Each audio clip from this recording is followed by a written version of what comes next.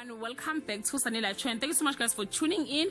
To all my subscribers, thank you so much guys for amazing support, and if you are new, you are welcome. Please don't hesitate to press the subscribe button and notification bell so that you don't miss any of my uploads. Guys, we are talking about Isibaya, specifically about Phumelele, Mpihlangene Fenyang and Melusi. Phumelele separated with the Zungus even before Mpiyakhe passed away. When Mpihlangene takes over from his brother, he demanded Madlamini to come back home, as he claimed that Phumelele was introduced to the Zungus ancestors with Inyongo, so she belongs to the family no matter what. Fenyang did send his family to pay lobola for Phumelele, but Mpihlangene showed no interest.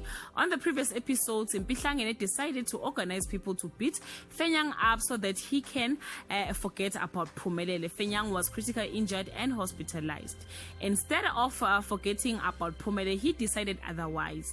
Fenyang decided to pay a revenge by organizing a guy by the name Japan to teach Mpihlangene a lesson. Unfortunately, his plan takes a turn for the worst as Japan attacked Melusi instead of Mpihlangene.